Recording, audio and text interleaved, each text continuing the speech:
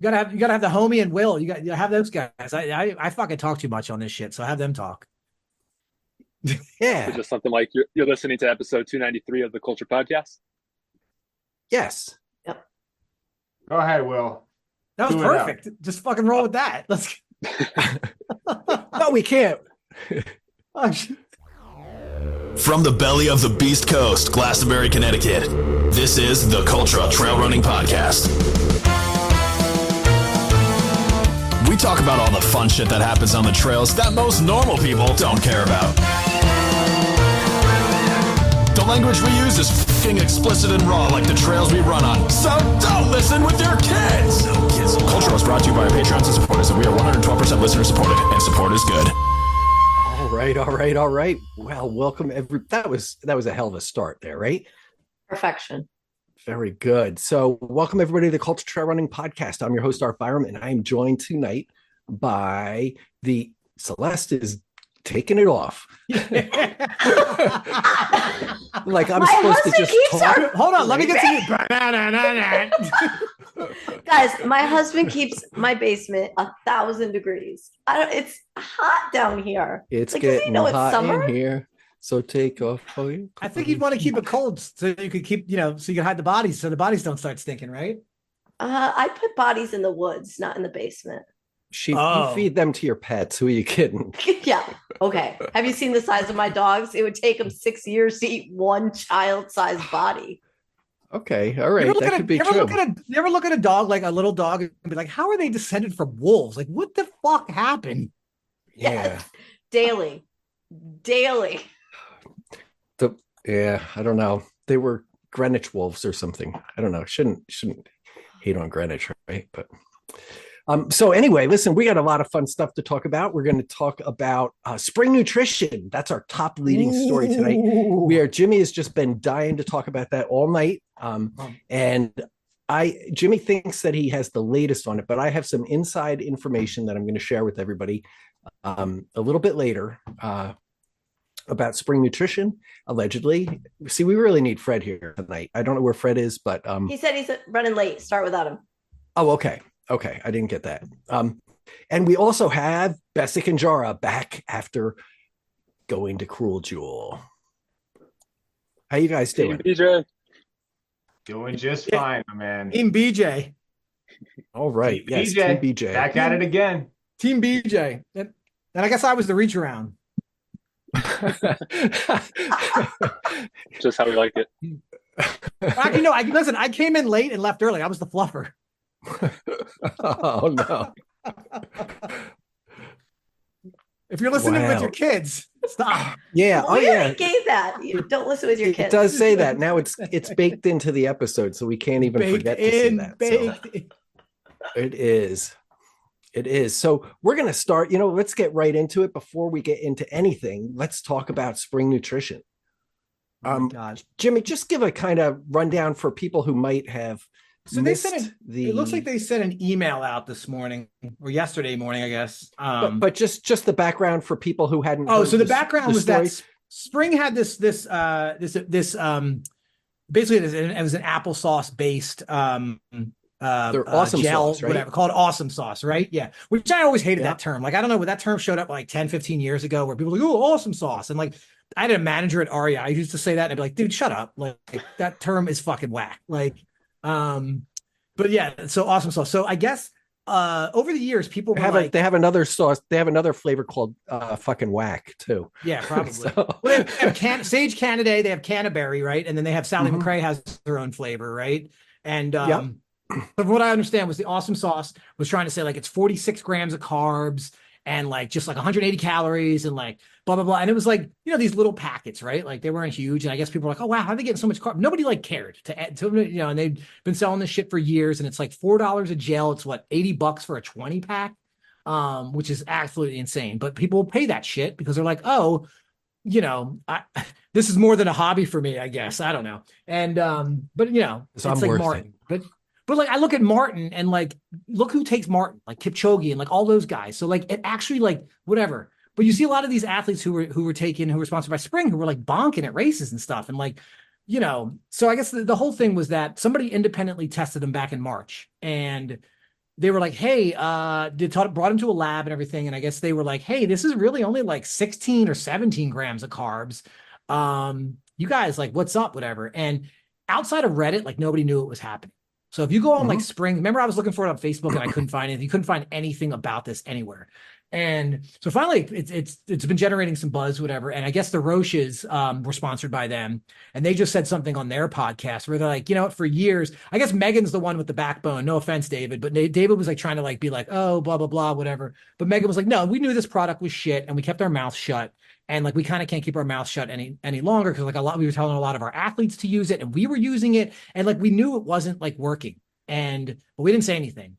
And so essentially Spring sent out an email today, finally like addressing this. And basically they're like, their explanation's really weak. So I'm going to paraphrase it, but basically, so I'm on the Reddit thread here and I'm going to, basically, the best thing I saw was that, cooking is basically, I was subbing up in this sentence from JEX Moore.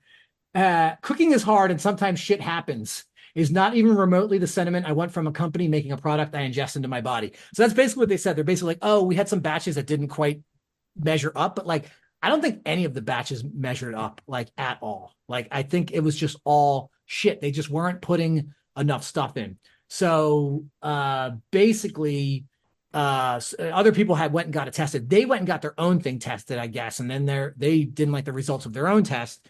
So basically Awesome Sauce is crap. And I don't know how Spring Energy how they bounce back from this, but they've been really good at doing damage control because like outside of Reddit, like people, you know, there's a very small Reddit's they call themselves the front page of the internet, but Reddit's kind of like, it's very niche, especially for like ultra runners, you know, only like smart people go there. So not many of us there. Yeah. And so I can see that like Spring not really, they might, I don't know. I feel like more high profile athletes are talking about this. Oh yeah. That I would love to see that happen because I think like one of the things about like ultra marathoners, like we don't like do bullshit. Like we're not like people that bullshit. Like, so I think, and I think it's like, I think it's kind of disrespectful to kind of be like, oh, well, we're runners and we know what runners want and all that kind of shit. And then selling a product for years that like was not good enough. In order to do damage control, I think they would have to give out tons and tons of free product, to try to make it, and they would have to actually relabel their stuff and relabel, Jimmy. I think that's the key, right? Because you have to think about what actually happened there, right? I don't think that like some people want to say that it was that it was criminal and all that. And actually it was just an innocent misunderstanding in their marketing department and in their labeling department. What they meant to say, they had one thing in their printing that failed to print. This was a diet gel.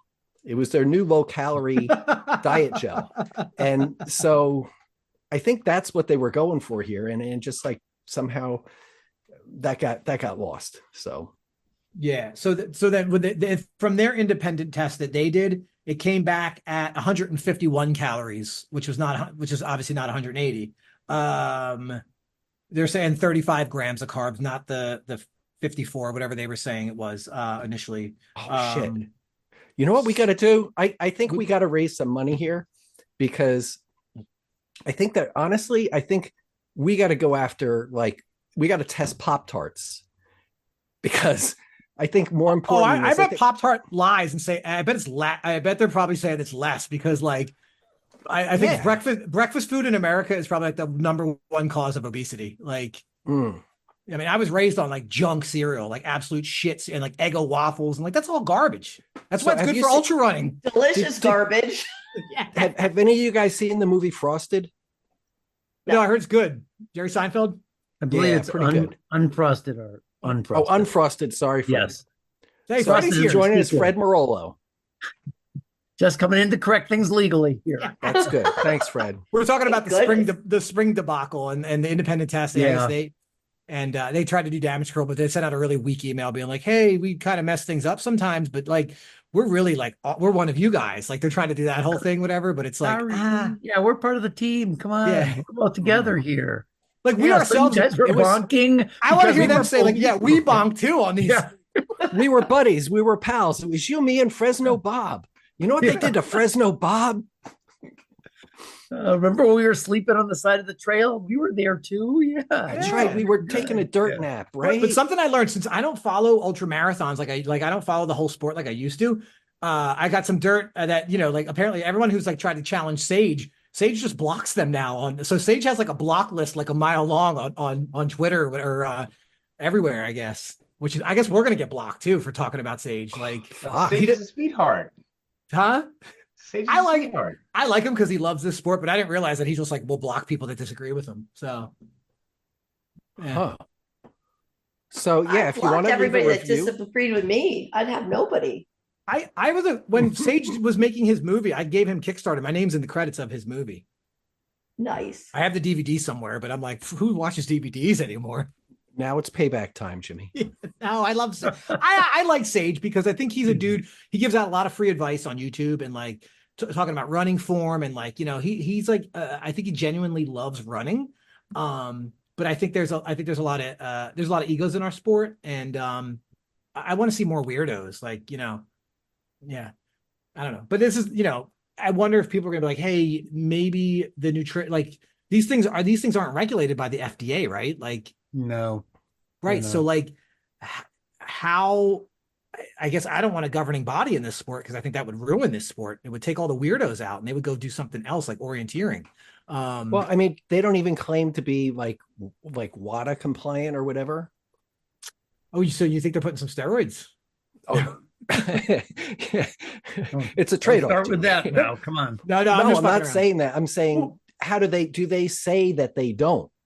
Do they certify that they don't have any illegal substances in there? Wouldn't you think they would? I mean, that's like when, like if the police are searching your car, like, don't look in the glove box. Like, that's the same thing saying that, like, we're WADA compliant. Like, we're WADA compliant. Like, I would be like, why would you put that on this? Like, now I think you're not, like, yeah. But like, that's the thing. It's like, Flonase is banned in competition, but only if you boof it.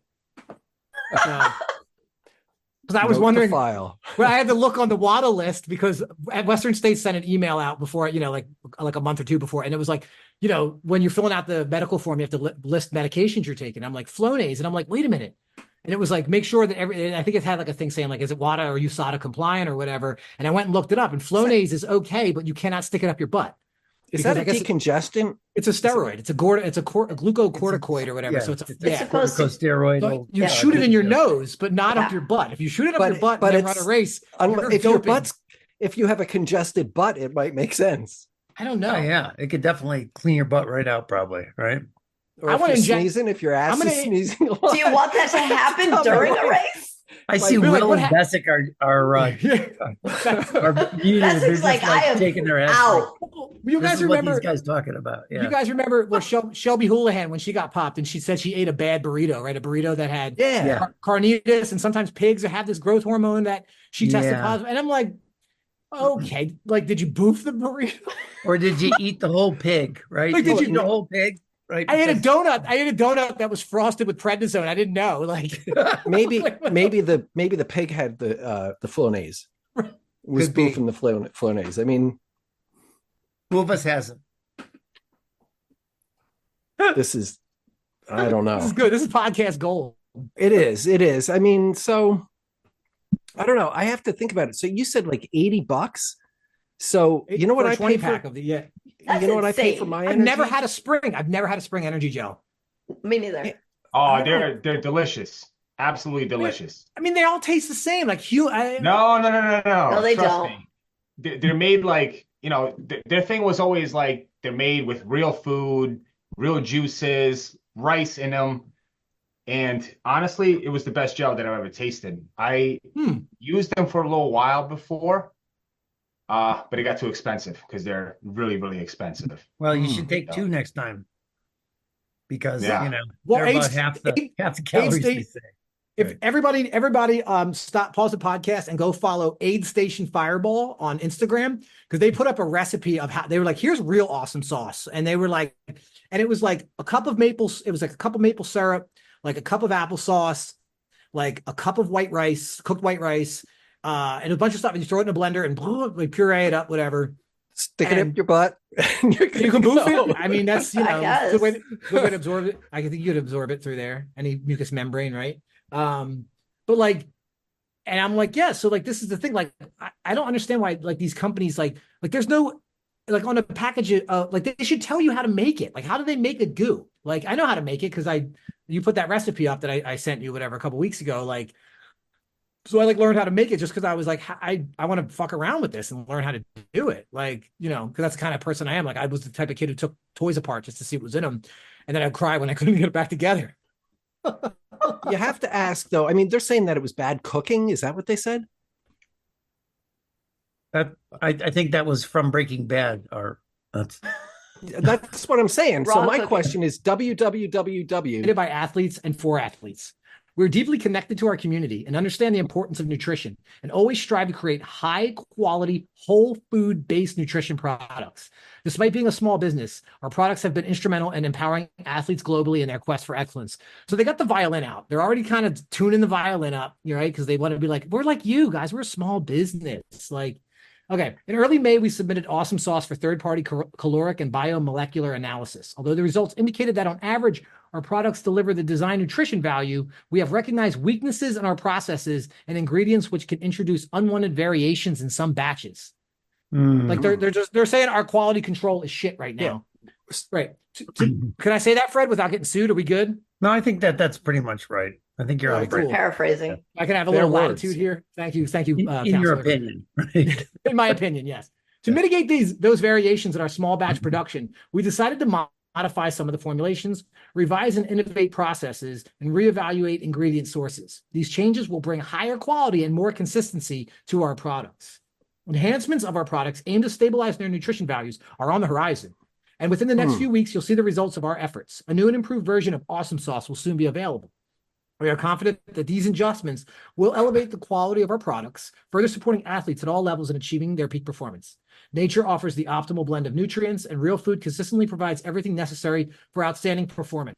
Our relentless pursuit of harnessing the finest from nature continues. So what they're saying is just eat real food. Like, just fucking start eating real food, everybody. Well, like what they're saying is they're gonna re-release this stuff. So what are they gonna call it when they re-release it? Anybody? Not so awesome sauce, or But like, no, awesome or sauce, I think. Awesome or sauce? Okay. Yes. Yep. New That's what I Coke. hear. They're calling it what? New Coke. Remember New when Coke, Coke yeah. did everything? Crystal Pepsi. New Coke. Okay. Crystal all right. Pepsi was the That shit. was great. That was the shit. dude. So we're going to discuss this. So next week we're going to have Walter White on the show. He's coming on. Yeah, and sweet. Yeah, we're going to find I wanna out know how to about cook the right the way. blue kids. meth. Yeah. Yes. Cook it up. I mean, he wouldn't have put up with that shit. He threw that shit on the ground when it was bad, right? Yes. I never, It's I like- never watched Breaking Bad. but I never yeah, did either. Yeah, What? Greatest show of all time. The Wire is You're wrong because The Wire is, but whatever. No, The Wire. The Wire is not. The Wire is number 2. Mm. Breaking Bad is better because Breaking Bad gets better. Then what's and better what's as number the 3? show So I goes can. on. What's number 3? The Wire season 4 is the best. Season 5 is much weaker. Oh, Breaking Bad goes like this. number 4 is Better Ally and better McBeal. as the show goes on. Oh my What's God. your you're third? old. What's the third best show of all time? Ally- Sopranos. Oh, What I is thought it? it was Ally McBeal. Wait, what is it? Sopranos. No, Sopranos is trash. Oof, sorry. I've never watched any Oh, of no, these no, shows. no. I watched the first 2 seasons and I was like, I'm done with this show. HBO only does shows good for 2 years and then they shit the bed. Game of Thrones was better for more than 2 years. Game of Okay, Thrones the is last trash, year too. sucked, but Last year Can we ruined back it up all for a for minute? me. yeah. I'd like to back up for I a was minute. all about and- Game of Thrones, but the last season was absolute garbage. Yeah, it was Right, really I bad. didn't watch Game of Thrones, but I'd like to back up for a minute and go to Jimmy's expression. Like, where does shit the bed come from? You know, like, do people actually like You need to grown-ups use actually your- shit the bed? So the first Hold on, time just- I ever shit the bed was a night after drinking a ton of I was probably 19 years old. I drank like a ton of Coors Light, probably like 20 Coors Light. And I was like, and my buddy called it you gambled and you lost. But I was like, no, I like shit the bed. I don't know where it came from though. Literally That's a great shit the saying. bed. I literally No. shit the bed. Yeah. It You ever does see happen. train? You ever see Wait, there's Train another Spotting? There's another one I'd like to go to. No, just a second, Screwed the Fred. Pooch. What about Screwed the Pooch? Train spot. Like, where does that come from? I mean, come Screwed on. the no, pooch. no, no. Somebody fucked Yeah. the dog, and Yes, like they got so I caught. got home. I was so drunk, I screwed the pooch. I was- there were some episodes of The dog. Sopranos. there were some episodes of The Sopranos in like the later seasons that were fantastic, but for season by season, like I don't know, man. Wait, Like, did you just say you stopped watching after season 2? I watched a bunch of them. Thank Like you. same with like Thank 6 Feet Under. Like Oz was good for 2. Like a lot of 6 HBO Feet Under shows, is fantastic. Never watched it. Yeah, a lot of these shows for me, HBO shows kind of run out of steam in like season 3, 4. Like they just kind of like, wow. I don't know. That's just maybe I don't know. Well, Awkward silence. I live. Tony Soprano was my neighbor, so in North Caldwell, I could walk to his house, and we're in my old where I used to live. I could walk to his house. You did walk to his house? Yeah, I know. And actually, where I went running up on Hilltop, they film scenes all over the place. So Paulie Walnuts out there. they're all there. So They're all there. they talk about Booton. You They see talk about Booton Michael? High, You see Michael? Rutgers. And Michael was in my acting class. Oh, Remember, Oh my Michael God. took acting classes, right? Like, he did. He Yeah. did. all right. Anyway, let's keep going. Let's talk about Cruel Jewel. Okay, that's Oh, wait, good. Go there was ahead, a race Jimmy. that we're going to talk about? All right, good. These guys are here for something? Yeah, Jimmy, why don't you take over here? All right. So Chris Bessic from the podcast, Kristijan Begic, ran Cruel Jewel last week, and it was epic. One of the best times I ever had watching somebody.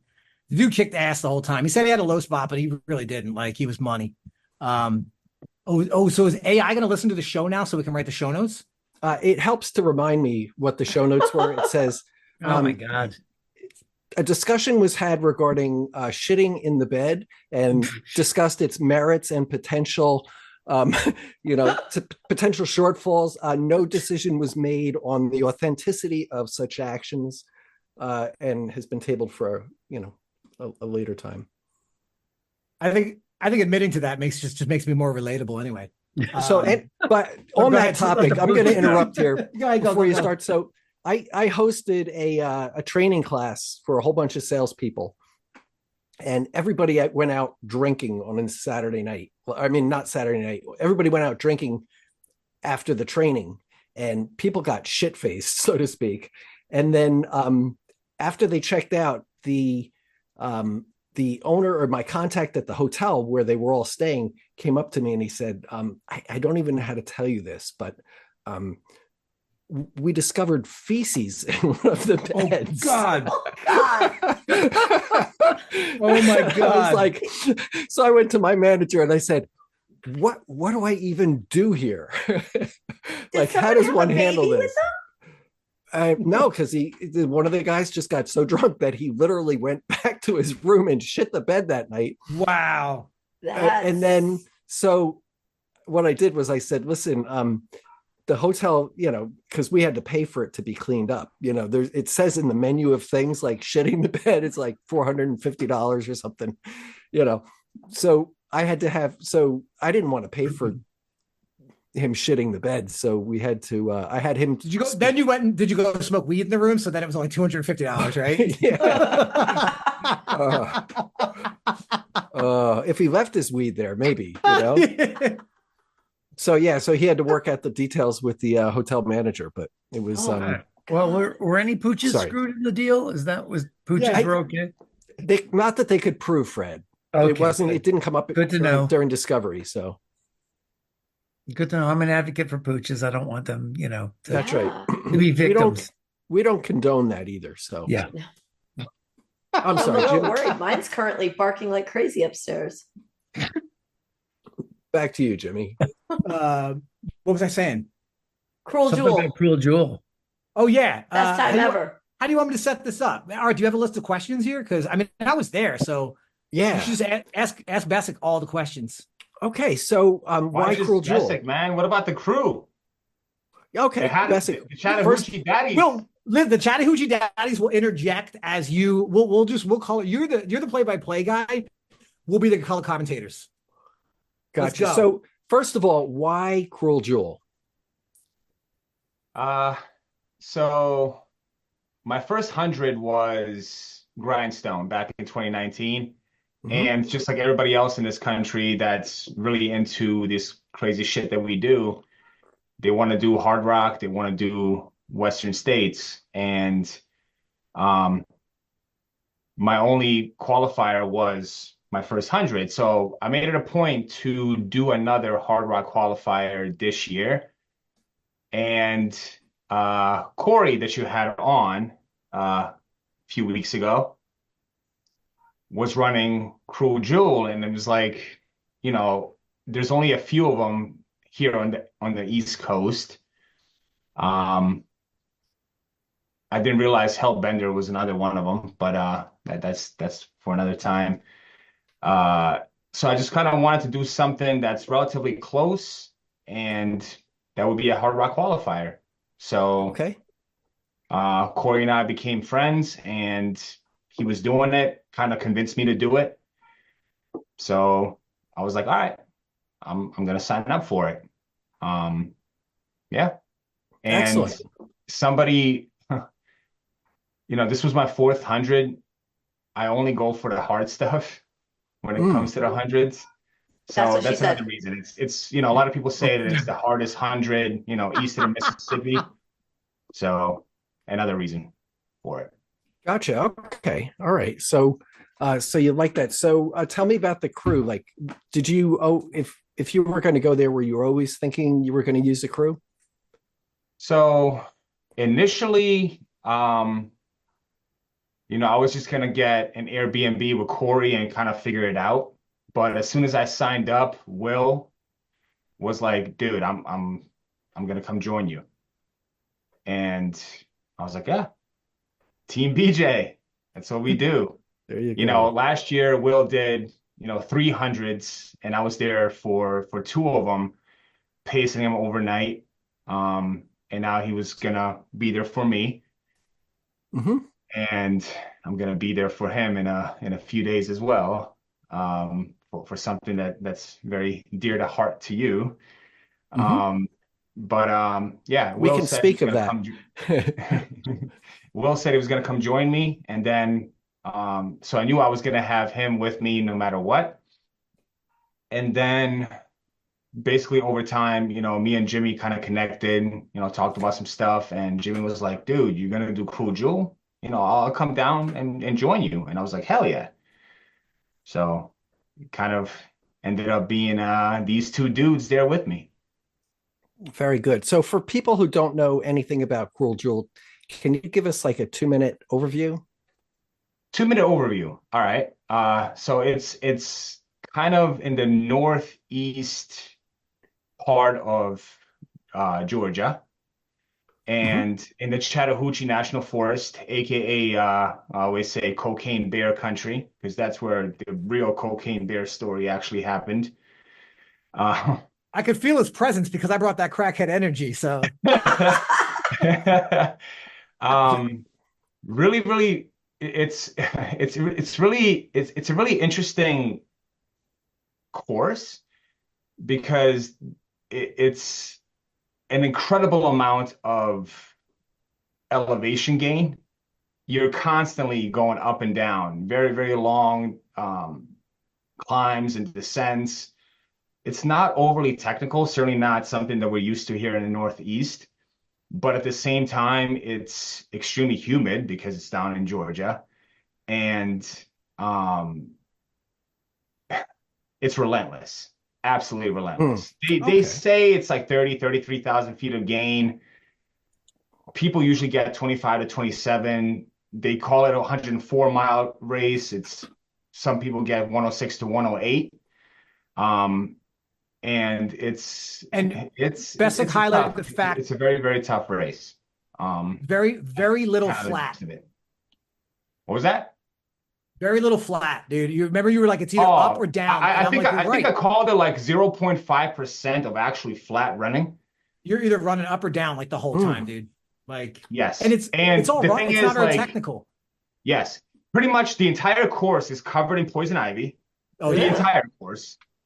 So how'd you guys do? I made sure I had Technu wipes with me, you know, for me and the boys, and I still got poison ivy. They didn't. And I'm good. The gams are clear. Yeah, there's briars. yeah, there's part of the course that's, really just overgrown. And there's really no views. It's basically a green tunnel, but it's a beautiful green tunnel. And I'm sure Jimmy can talk more about that as well. I thought it was one of the most beautiful courses like I've ever been on. Like I've done Bighorn. Like I thought Bighorn was insanely beautiful. Western States is really beautiful. Um, but they're beautiful because like you're actually in the mountains, right? Like this is a lot like Vermont where you like go, you do these huge climbs and there's no like real payoff. You don't really get a view. You kind of get like views through the trees. And I'm like, some of the canyon walls are really steep and they're like, 3,000, 4,000 foot climbs. Cause this is like, it's a lot of it's on the Benton Mackay Trail, which is, he's like the guy who invented the Appalachian Trail, right? And this was like the forerunner to the Appalachian Trail. I believe this dude was like a hiker down in that area that like, kind of blazed a shit ton of trails, whatever. And hey, he's the father of the Appalachian Trail. And then what was it? The Dalton Ridge Trail. The other one we were on Duncan Bridge Trail, Duncan Ridge, is that it? AKA the Dragon Spine.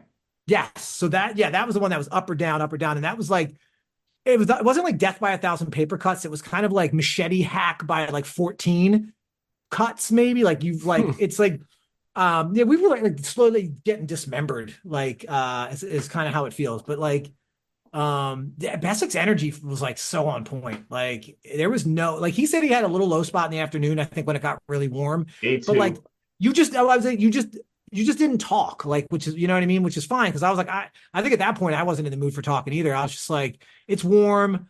I waste a lot of energy talking. So I'm like, I'm just going to shut the fuck up too. And like the scenery, like it was so fucking pretty. And I have like a bunch of shit from, that I put up on Instagram on my stories, whatever. And don't be shy, people. My profile is public, so you can come watch that shit if you want.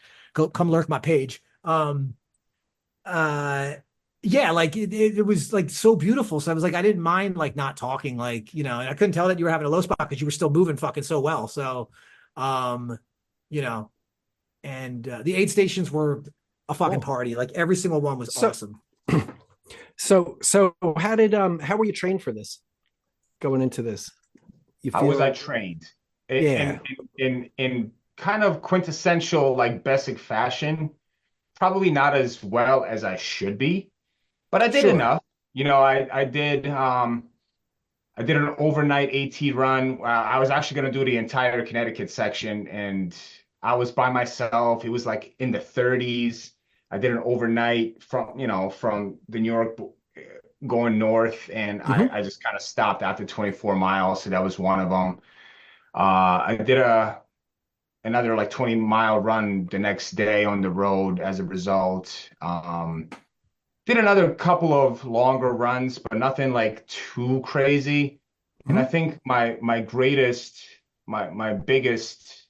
tune-up was Jimmy's Blue to Blue, which was 2 weeks before the race, which in a lot of ways like doesn't truly prepare you for something like Cruel Jewel because the climbs are longer and it's less technical, but at the same time, like Blue to Blue, as we all know, does beat you up. And as far as a 50K goes, it doesn't get much better than that here in Connecticut. So that was really the gist of it. I was never a big volume guy as it is. I kind of usually go into my big races undercooked, which in my opinion, and I think a lot of other people's opinions, is a lot better than going in overcooked, where you do too much and you go in with not much energy and then things might happen. So I concur 100%. Much better to be undercooked than to be overtrained and like stale. That's the worst. Yeah. Yeah, absolutely. Yeah, absolutely. So, my training, and the one thing that was really concerning for me is going into Georgia in mid-May, coming from Connecticut, coming from training, coming off winter, not much heat training, certainly not much humidity training. Humidity has always been my biggest kryptonite, so to say. That's the thing that really messes with me the most. And in a way, day one was in the 60s and rainy, and it was humid as hell. but the temperature was fine. So that's kind of another reason why it ended up working off so well for me, which is why day two, when it got into like the mid 70s, it felt like 95, the way it would now. So that was, when Jimmy said he hit a low point, that was my low point. Day two, mid afternoon, when it got like mid 70s, yeah, it got hot.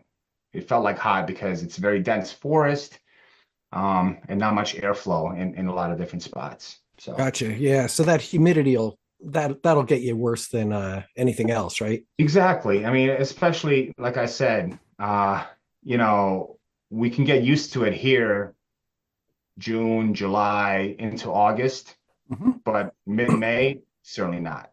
And down south, it's a little bit different. Oh, sure, sure. Yeah, gotcha. So how did the whole thing start out for you? So, it was a very unconventional trip down. So Will and I, Will had this work event Wednesday the 15th. So the race started on the 17th of May, and Will couldn't get out of this work event, and we wanted to drive down. That was my idea. I was like, we're gonna take my car. We're gonna take the drive down instead of flying down and renting a car and doing all that stuff. I kind of wanted that road trip. I kind of wanted that extra. Mm-hmm. And Will was on board, but he couldn't get out of his work event. So we didn't leave until close to 10 p.m. Wednesday night. And it's about a 15-hour drive. Mm. And this was a So, Friday noon start, is that right? yes, Mhm. Friday noon start. So we got there right close to 1 p.m. Thursday. So we drove overnight. Mhm. I drove a good chunk in the beginning, and then Will drove most of the night. Well, I tried to sleep, didn't really work that well for me.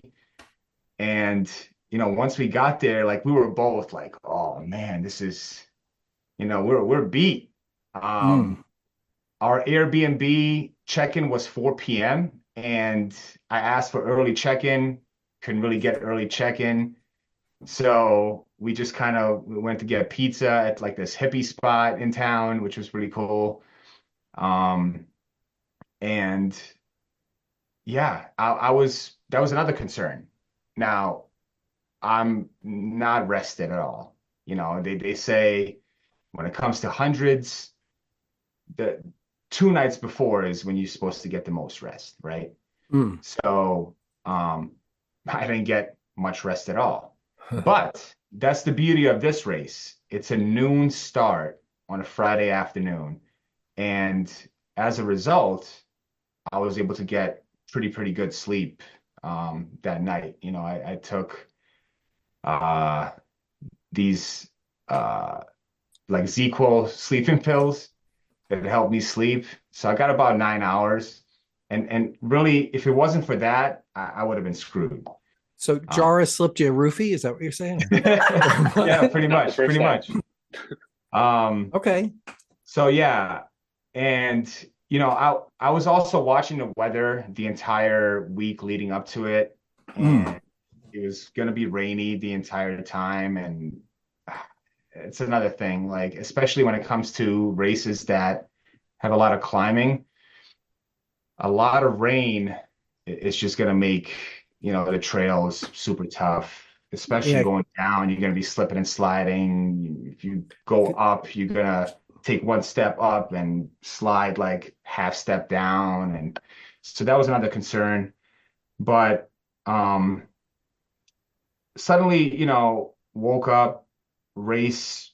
Will took me to the race start, and they recently had to change because it used to start at Vogel State Park, more on the eastern side, where now the turn where it used, because the course is an hour and back, so where it used to be the turnaround is now the start.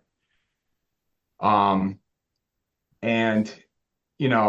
we get there, and there's cars everywhere. Will can't even get close by, so it's kind of hectic at the start, and but we make it, and the rain kind of held off, and it was in the 60s but super humid, and yeah, I kind of just got into the zone and was like, all right, let's do it. Nice. And I knew that I had Will, and I knew that Jimmy, because Jimmy couldn't make it with us. He flew in the next morning, or actually the day of. So I was already a couple hours into the race once Jimmy flew into Atlanta. So he wasn't going to see me until I was like 30 miles in. That's the big talent does that sometimes, you know. I had to stop off and get some hush puppies and some chicken fried steak and hush puppies. No, I went to a vegan place. I always feel shitty after I travel, so I try to eat like the freshest possible food I can because I notice I just feel better when I eat really good food.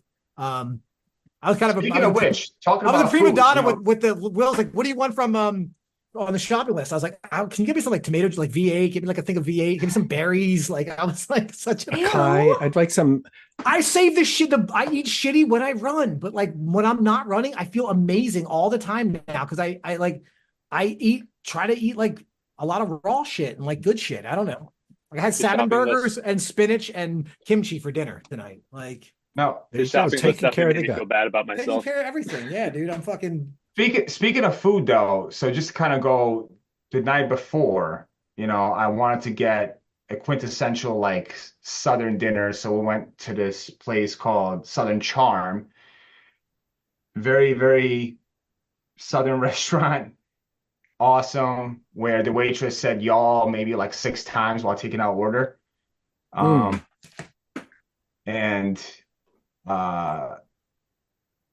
the packet pickup was at this brewery, actually, also in town, Blue Ridge, Georgia, by the way. Completely surprised me. Like when you think of Georgia, you kind of think small town Georgia. It might be like, I don't know. I didn't even know how I would explain it, but it was like very progressive. Cool little mountain town. Expect to see in Georgia, like a really, really cool town. Me and Will went to a hip coffee shop. Yeah, Mama's Mountain or something like that. If your town has a hip coffee shop, you're doing okay. Yeah. So Will, were you able to sleep before the race and stuff like that?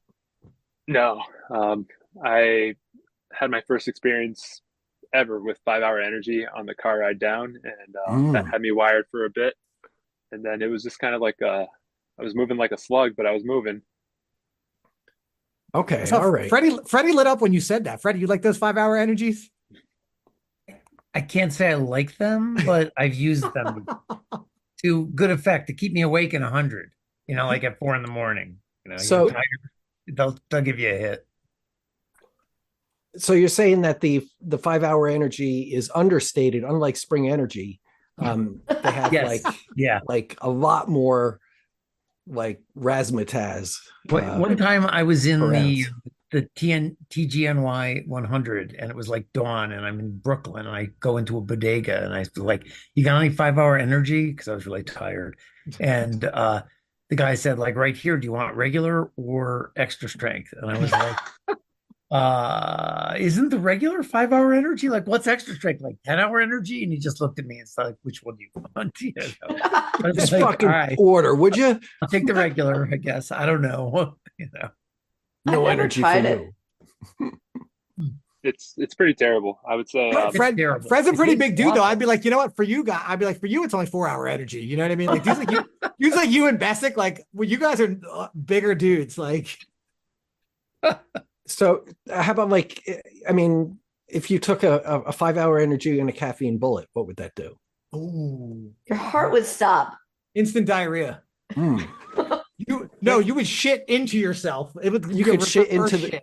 Yeah, you could shit like into the bed. You shit backwards, like up into like your small intestine. Like it's wow. All right, yeah, if you're congested. But you know, if you boof some inhalant, that's it. You boof, you reverse shit it up it back into your That's stomach. Right. Yes, I mean, yeah. That's why you shouldn't mix all the things we talk about in the show all at the same time. So this is why I eat kimchi, so that shit doesn't happen. Okay. Literally. All right. Fermented food. There So you Jimmy, go. you've never shit the bed after eating kimchi though, right? No, no, definitely not. Okay. That stuff fixes your gut, dude. That shit's amazing. Okay. All right. They're gonna hit us up for a sponsorship, I bet, Dude, whenever I go, I don't know about you guys, but whenever I go into a race and like I have a really good gut, like I feel like I absorb food better and like I'm have better energy and stuff. Like Mhm. and I've gone into races before where I've like just been eating trash like the week or two before, and like I go and I just have a fucking shit race because I feel awful. And I'm like looking at the aid station, I'm like, this is what I've been eating, like on runs. I've been bringing like Jolly Ranchers and fucking Sour Patch Kids on runs, and like they have that at the aid station. So like, but I think if you wait and do that like once a month when you do a race, like you have a better race. I don't know. You have to lower your tolerance for that stuff. But like Bessic, you were eating a shit ton of calories per hour. Like I feel like we ate a lot at aid stations.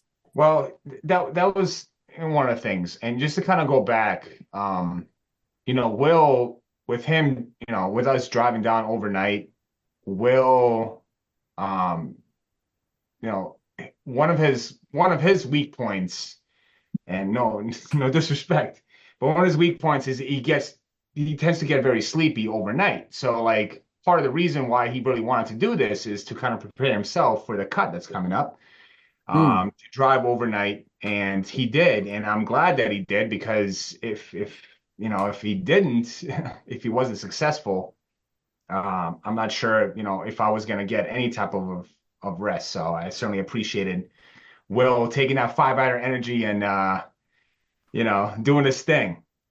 So Held out till 2 a.m. and then I was counting down the hours. It's like, all right, I have 5 hours from 2, so by 7 a.m. we should be good to go.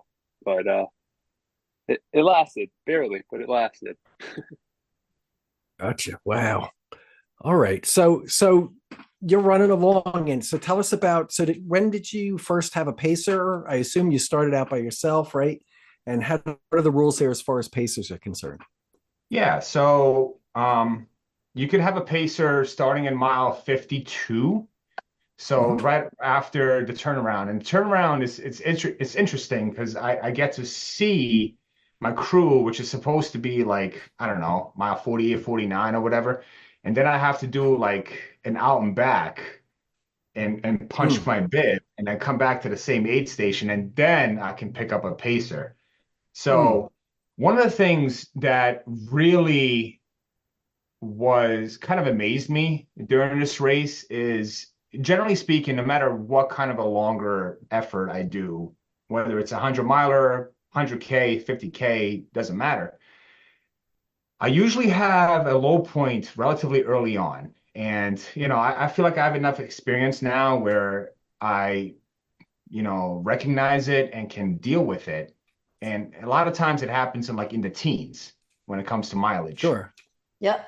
And I remember coming into mile 30 of this race, and Will was there and Jimmy was supposed to be there. This was the second, well, actually, Will missed me at the first cruise spot because I was going way faster than I expected to go. So, so this was the third spot, mile 30. The first one was mile 19 where Will missed me. Second one was mile like 24, 25, and Jimmy didn't make it there yet. So mile 30, I'm coming into it, and I'm like, holy shit, I'm coming into mile 30. I'm feeling fantastic. I'm feeling phenomenal. I've had no low points. I'm feeling great. And just to kind of, say, it was like in the 60s and slightly rainy the entire time with like 100% humidity. So certainly the humidity was a tough factor, but the low temperature kind of made up for it. And of course, when I come in, I'm like, I only see Will. I'm like, oh, so Jimmy didn't make it yet? He's like, no, he did. He's just going to take a piss. And I'm like, yeah, he's always either pissing or shitting. So number one, number two, or drinking or eating. So I mean, like, which starts it? Which came first? It's the circle of life. Yeah. So the thing is, like, I went into this race knowing, certainly I don't know the course, but I also knew that the middle 40 were the toughest part. So you get to mile 30, and that's probably why I was like much faster coming into mile 19. Like it wasn't that bad. I come into mile 30, and that's when I knew like the next 40 miles with the Dragon Spine, the Duncan Ridge Trail, that was gonna be the tough point. And now coming into mile 30, I wasn't gonna see the boys again for 6, 7, whatever hours. And now I'm going into the night. I'm going by myself, and it was super foggy up top. We hit the high point, which is like 4,300 feet on Kuza Mountain. And then you drop down basically 3.7 miles straight down. And that's when I saw the boys. And that's when I was able to pick up Jimmy as a pacer, even though for a second, I thought I was going to miss him. And you can kind of I want to jump in on this a little bit. Go ahead. All right. So crewing at this race is, I would say, a little more challenging than advertised. There's like no cell signal in half of these places. So, I downloaded the offline maps. I had everything pre-plotted, but then your phone's still not even picking up the offline maps. When you finally get to the spot, there's no parking available. And if you do find a spot, you have to park all the way off the side of the road. And if your car is over the white line and on the road at all, your runner gets disqualified. So there was a few times where we're parking maybe half a mile away and having to just carry all his supplies up to the aid station. And that definitely made it challenging. And at one spot, I think it was called Wolf Rock, we got the car in there, and then we were stuck for like 6 hours. Stuck in the mud. It was like a small creek. It was smaller than like a lane to get out. Like the way and everybody had like SUVs because these were like mountain roads, right? So it's like the way that we had to like park against like a wall basically. It was it was the canyon that they just kind of cut a road through, whatever, to get back to this point, this crew point, whatever. This is all like I guess folks it's all hiking, hunting, camping, whatever. Like it's pretty fucking remote. Like it's really it's some rugged shit. We were there for we got in there at what, midnight or whatever, or like 11:30 or 11-ish. We got there at 11:30. Then Chris, you came through the first pass at was that mile 47 or 48? You said like 1 to 2 a.m. Well, I remember. Okay, because we were there. We were hanging out for a couple hours, like talking to this one kid. It was, and then you came back through, and then I started pacing you at 4, right? So okay, yeah. Right. And then for another couple hours, I was stuck there. You did do a crazy I ended up doing that out and back, and and then I come back through, and I go through the aid station. I kind of replenish myself, and then I'm like, where the hell is Jimmy? Because before I left for that out and back, Jimmy had mentioned that they're just gonna go chill in the car. And can find Jimmy. And I'm like, I'm not doing that section again by myself. So like I went like off course looking for the dudes. And I remember good thing like that Jimmy had mentioned kind of where they parked. So I went to the right direction, and I remember seeing that Jimmy was like, oh shit. Oh, it was an extra. You did like an extra 0.2 of a mile, like a 1/10 of a mile down to the car, and then a 1/10 of a mile back to the course. Yeah. Yeah. Oh, man. And then I had Jimmy for 30 miles. And to start off, 3.7 miles straight up, 2,200 feet of climbing. Straight up. Yeah. There was like 2 switchbacks. 4 a.m. now. We started right around 4 a.m. And I was like, yeah. And Jimmy came into it like without much sleep. And I think that climb really woke you up. Yeah, dude. There you go. Good morning. But then it was still like, wasn't it still further on to the aid station? Or was there 2 aids, or was that aid station with the fire? Was that the first one we hit? Fire pit was the first one that we hit. Yeah. Right after, that was like right at sunrise. Like right at sunrise. Right at sunrise. Yeah. Yeah. That was like 5.5 miles or 6 miles. And it was interesting also because, like, you know, we were doing 24-minute miles and we were fucking flying up that hill. Like Bessic was digging into it. Like we were fucking jamming, dude. Like, yeah. Now, were there a lot of other people out on the course that you saw, or was it pretty spread out, or what did it look like from that end? Well, dude, we had like 100 people come back at us, dude. Like you were pretty far up in the field, weren't you? Yeah. So many people came back. We had to move over for so many people, right? That's how it felt like for me. I was like, fuck all these fucking people. Come on, run faster. Yeah. Like, this is a downhill. We should get the right of way. We're flying Jimmy, I certainly wasn't getting past at that point. You know, it's interesting. You didn't get passed by anybody, dude. It's interesting because it's an hour and back. So like before I even got to the turnaround spot, you know, I saw like the leaders come back at me, you know, after like mile 40 something. So, you know, at that point we were just, you know, digging in, climbing, and it was very interesting to see because I met a couple of people during the race. The people from down south are like, you know, this lady from California, you know, they all put jackets on. Yeah. Because it's cool up top. You know, it was a little rainy, but I'm over here in my just t-shirt. The wife beater. I'm loving it.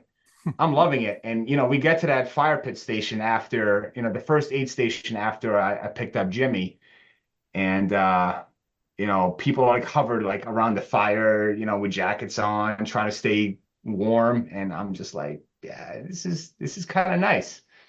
Yeah, kind of shows you kind of the dynamic between where I'm coming from and people from that area that would find that actually be very cold. So gotcha. Huh. So what kind of cutoff is there? What was that? What's the cutoff? 48 hours. 40. Okay. Yeah, it's 48 hours for a reason because it's an extremely, extremely challenging course.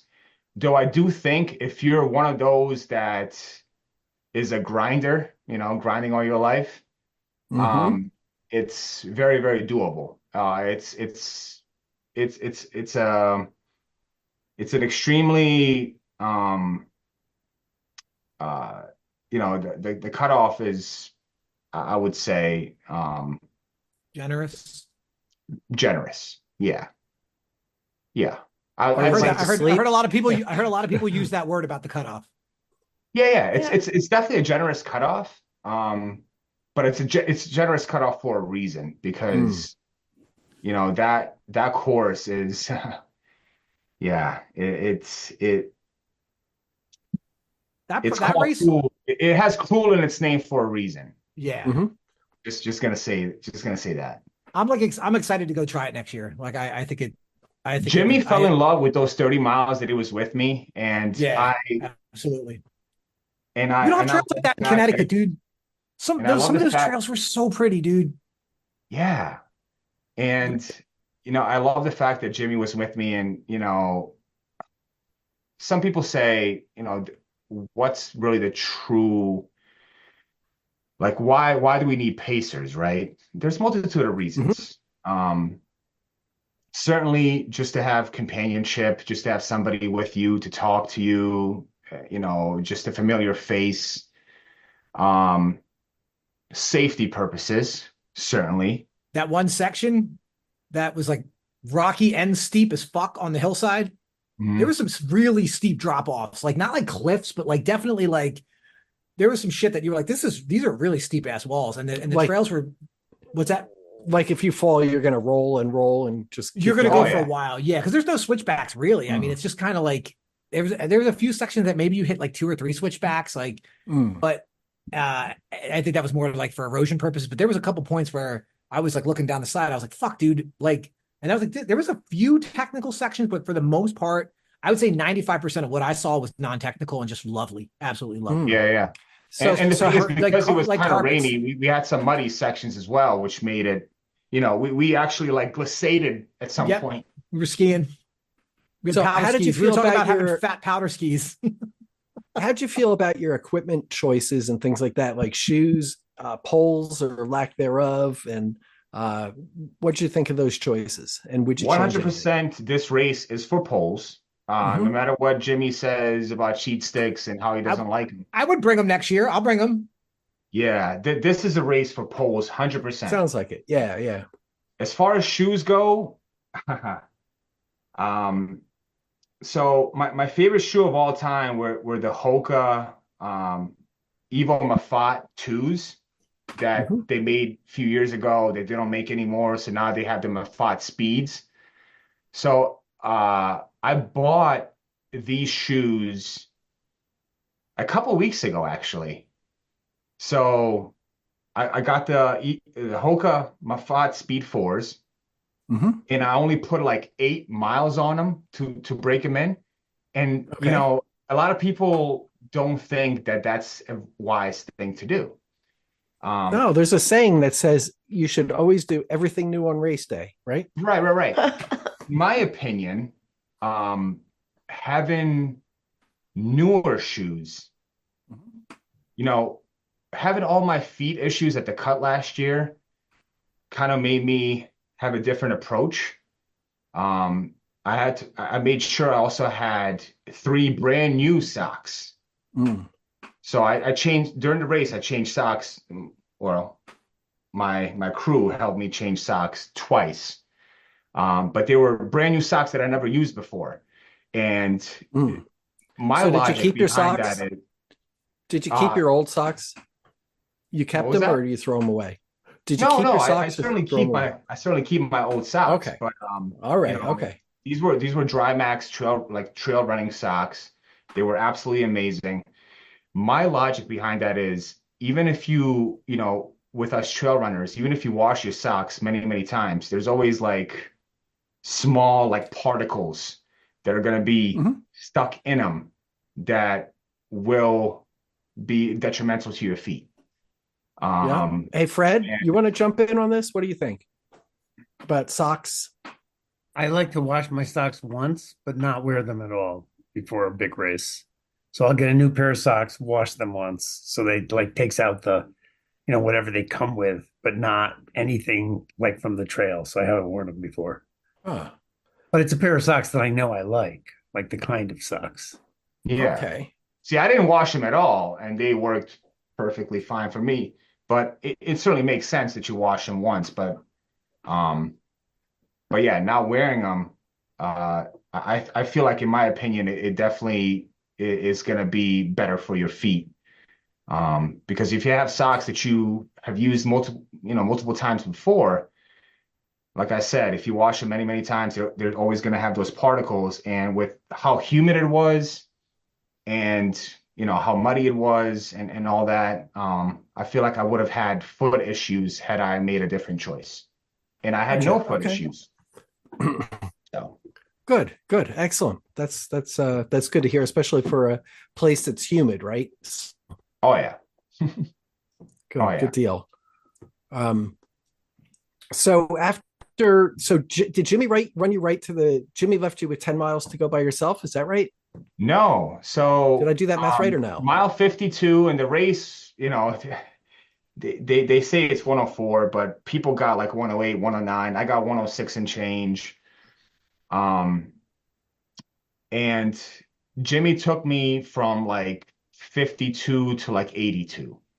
Oh, okay. And then I had Will for like the last like 25 miles.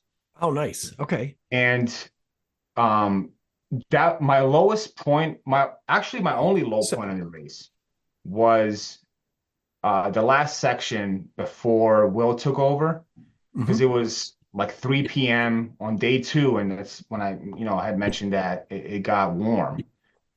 And I felt really lightheaded, woozy, and it was concerning, but at the same time, like I said, I kind of have enough experience now where I know how to deal with it. Yeah. And plus Will was showing up, right? Yeah. I mean, that's like fucking Team BJ, money right there. Team BJ energy, baby. The big question is this: when he shows up, do they start like blasting Enter Sandman or no? The closer? Yeah. Yeah. He fucking comes out like Mariano and just it's Hell's Bells, dude. Rivera? I always thought Trevor Hoffman coming out the Hell's Bells was the most badass of all time, but I'm a Yankee you guys are fan. you guys are Yankees fans, so that's cool. Oh yeah, That's cool, I guess. Padres That's like bullshit. rooting for Darth Vader. That's cool. Padres. Do they even they have a team? Rooting for the Yankees is like rooting for Darth Vader, dude. It's rooting for the Empire. That's the way I look at it. The evil empire, baby. I Like, you know they're gonna win. You're just like, why fucking even show up? But Apparently the Phillies are really good right now, so I don't know. Try watching it. I should try watching a baseball game. So yeah, and when I left with Will, the beauty of Jimmy coming in late on a flight, there's a couple of things that I forgot, like my ice bandana, a couple of other things, and I had him pick it up, from my house before he left. Casa de Bessic. So, when I came in, when Will took over for me, I didn't get sleepy at all. Like, it was the noon start is really strange because usually, like, when it comes to 100 milers, if it's a 4 or 5 a.m. start, that 3 a.m. is gonna feel real. Yes, and you're gonna feel sleepy, and you're gonna, but no, the noon start, like overnight, it wasn't even that bad, and that's because able to get that good sleep the night before. I agree with you. The first time I ran, first 100 miler I did had a 7 o'clock start, and I was like, you got through the night, and it was like nothing, But then the next time I went to do it, I started like some stupid hour in the morning, and by the time 4 o'clock rolled around, it was bad, So right. It's a big difference. Yeah. So for me, it was the heat in the afternoon on day 2, because the hundreds that I've done before, it was always warmer on day 1. Like the cut last year was hot as hell on day 1, and then it was cool and overcast on day 2.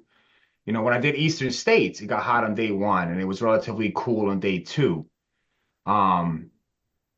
But this was like the opposite, and I'm like, it's I'm already depleted, so like it's always, in my opinion, it's better to have like the worst conditions on day 1 than you would on day 2. But it was like kind of the opposite for me here. Yeah. And so I had that ice bandana ready to go, and Jimmy knows, like Jimmy was also sleep deprived, so he was like hallucinating at like 3 p.m. Vivid things in the daytime, man. I trip hard at the cut in the daytime too, so I guess that's a thing now that I do. That's great. Yeah. I don't care. I'm into that. I'm into that shit. Whatever. Can't arrest me for that shit. Try it. Test me. I want to get t-shirts. I want to get t-shirts made with like a psychedelic Rick James saying "Ultra running is a hell of a drug." Or I want one that says ultra running's not a crime. I mean, I guess you're right. Skateboarding, sorry. Like skateboarding's not a crime. Let's get those made, fam. Let's get those printed up. Okay. Do it up. But yeah, so I picked up Will, and then right after that was like this like 6 mile like road section, which kind of took away, like I now did the middle 40, right? Part of it solo, the rest of it with Jimmy, and Jimmy, saw just how relentless it can be.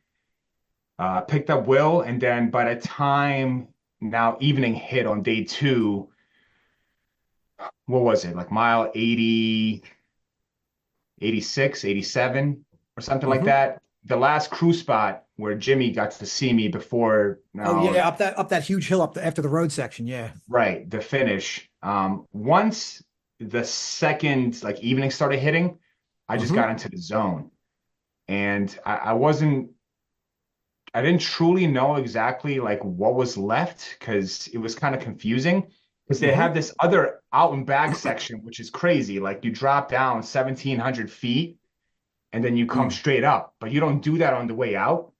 And I had no idea that was actually coming. And then we also had a thunderstorm during that time too, but that was a big storm. Will, you want to say anything about picking me up and how that whole thing went? Well, things definitely got moist. Yeah, I would say Bessic was like, this next part's going to be easy. It's not bad. Like, we got road. And I'm like, whatever. Let's take it on. Let's go. So after we hit that road section, we got to that aid station. We're like, hey, is this that strange out and back? And they're like, oh no, that's later on. And we're like, okay, whatever. So Bessic got his food and his drinks, and then we started our way out. And then we were going for a while, and we hit this point where you have to go straight to do the out and back in the middle of the woods, and or you take a right to go to continue on the course, but you have to do the out and back first. So we end up taking that out and back. We're dropping down. It starts drizzling a little bit. Clouds roll in. Next thing you know, we're hearing thunder, and it's just getting really ominous. And then, it starts downpouring. Then the course gets pretty muddy. We're starting to slip and slide. We're talking about a few other runners that we saw who were saying they had feet problem. We're like, oh man, this is going to be brutal on them. And, I was hyping up Bessic. I was like, yeah, but you got this. Your feet are good. You're going to crush this. So we end up dropping down to that useless turnaround point, get to that aid station. And then this man turned into an animal. He just started climbing back up. Like, he didn't care. He was like, you know what? This is my victory lap. And he was using his poles and propelling himself forward. And I was behind him like his hype man, like, let's go. You got it. Come on, bro. And screaming Chattahoochee daddies and really bringing that crackhead energy, as Jimmy says. And, awesome. He made that climb, and it was the best awesome. crew. This was the best crew to chill with for 72 hours or whatever we were together. The Chattahoochee daddies, baby. We had a blast. It was fucking amazing. And Will is a much funnier dude than he thinks he is. Oh, Will is hilarious. Fucking hilarious. Will, Will was dropping diamonds. More of like a quiet type, but Will he had jewels. He was dropping jewels. Yeah, man. Will always comes out with the humor. And yeah, Will is hilarious. I mean, both these dudes, like, having them with me, different type. Jimmy's more of a talker. So I had Jimmy at the turnaround. We got deep. Me and Bessic got deep, man. Yeah, we definitely did get deep. That's what she said. I love you, dude. You're awesome. Yeah. And so respect in the morning. And just to kind of say, like I said, my only low point was 3 p.m. second day when it got hot. My stomach was solid throughout, and I was, I'm a scratch guy, love scratch. Yeah, Jimmy, scratch. But they had Tailwind there, and I was drinking Tailwind the entire time. Heavily watered down Tailwind. They mixed it like the right way, and it didn't bother me either. I drank tons of it. Some they mixed it heavy. Some it was like half. It was mixed at like half speed or whatever. They mixed it according to the spring nutrition instructions. Yeah. So yes, they did undershoot, but it was actually very tolerable. I had no problems. I was eating everything off the tables, like quesadillas, grilled cheese, fucking peanut butter and jelly, pickles. Like, I was eating everything. I was fine, dude. Yeah. And the aid stations were fantastic. Hot dogs, grilled hot dogs. Mad glizzies in the hizzy. Glizzies. The glizzies. Yes. Yes. That hit the spot. If it was one thing that I think I could have done better on, and Jimmy knows this because I had like the low energy spots mostly with him, that I just wasn't taking in enough calories. And it wasn't even that I didn't want to eat. It just gets to that point where you're just moving and you kind of get to that point. It's hard to explain, but like, you don't even feel like going through your pack to like dig stuff up. Yeah. You just want to keep moving. So there was a couple of spots where like we took like longer time at aid stations, and my hydration was on point. Usually when it comes to like, one thing that I always like in these types of races, sometimes I don't drink enough, especially if it is warm, if it is humid, especially. Like, that's what happened to me at Blue to Blue. I ran out of water with like 4 miles to go, and I was like, my legs were like shaking in the last few moments because it was cool, but it was humid as hell, that I wasn't drinking enough. And I think Jimmy mentioned that. he noticed that when Blue to Blue happened, that people just weren't drinking enough because I dumped so much water.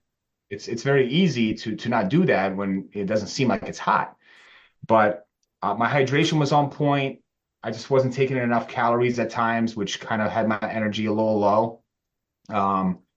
Which then led to like the climbs that are just relentless. Like, oof, it was a tough go. I mean, Jimmy kind of knows exactly how those climbs were, and the thing is, I knew Jimmy was with me for those 30 miles, which was the tougher section of the course, and I thought that Will was just kind of have the short end of the stick as a result, and he's gonna have like last 25 miles be easy. But then there was that they call it the pointless out and back, which is like 2.7 miles straight down, 2.7 miles straight back up. So he got his money's worth as well. But yeah, stomach was on point the entire time. Honestly, it's just one of those like magical races that you have sometimes that really hasn't happened to me that often yet. Where you really don't have any true low points, except, a very short one that didn't last that long. And once the second night hit and I was with Will, I mean, he knows like I was just determined to just get it done.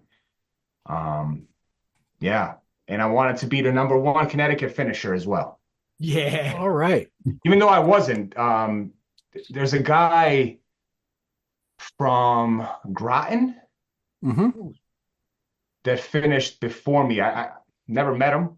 But the only person that I knew that was there with me was Steve LeBranch. Steve LeBranch was there. Yeah. He was running with David Dye, I guess his friend there. Met David a couple times, I think. Yeah. And some other places and stuff like that. So yeah, and it was cool to see. I got to see Steve multiple times throughout the race. Yeah, it was pretty nice. Awesome. Very good. Very good. Well, congratulations to you on, another 100 finish at a good one that's not, not an easy one either. So, and it's good to see that you guys put the team together. So I got a couple of questions. Well, I'm sorry. Go ahead, quick, Jimmy. So something that I wrote this down when Bessic said it, dude, when he was like, that low point, but I just, like you don't want to stop and you don't want to take anything out of your pack because you're just like, you want to just keep moving. Right. He reminded me, like, I think we were, one of the things he kept saying is like, I know a low point's coming. I'm like, it doesn't have to, dude. I was like, today can be your day, dude. You can just think like, I'm having an awesome day and you're not going to have a low point. Like that's happened to me a couple 100 milers, you know what I mean? But then the other thing, I get like it becomes after you've been on your feet for 24 and whatever hours at that point, it becomes like a ritual, right? Like you're just like, you just can't stop yourself from moving. Cause you're just like, racing a clock or whatever. You're just like going, racing the course, you're doing the course, whatever. Like, and I like that like I think the moments that Bessic was having a low point, I was having like a ton of serenity. Like I was like, I don't know. It just felt really like magical and beautiful to be out there with a friend and a human that you absolutely love and adore and getting them to the finish line was awesome. It was just like such a cool thing. Awesome. That's and everyone should crew and pace a friend at something this summer. Yeah. I think crewing and pacing better than racing. Yeah, so much better than racing, dude. Hey, and now we got Will coming up for the cut. Just one more thing I wanted to say, Art, before you ask those questions. So the last like 2.7 miles are also on road. And I just, Will kind of like egged me on. But I tend to be that type also in like these long races where I'm a notoriously slow starter. I start off pretty slow, but like I'm usually a strong finisher. And I just went into hunting mode and I picked off 4 people in those last 2.7 miles, including like running uphill to kind of finish it up. So anyway. He was an animal. He was an animal. I was like, see that guy right there? You're going to pass him. Let's go. And he's like, all right, let's go. And he even had me out of breath. I was running next to him, filming him at the finish. And I was like, look at this guy. He's gonna. And he's like, oh, can you breathe? He's going to go all the way. Holy cow. I think he's going to make it. Very good. Well, congratulations. So I had a question for you guys. So show us the tattoos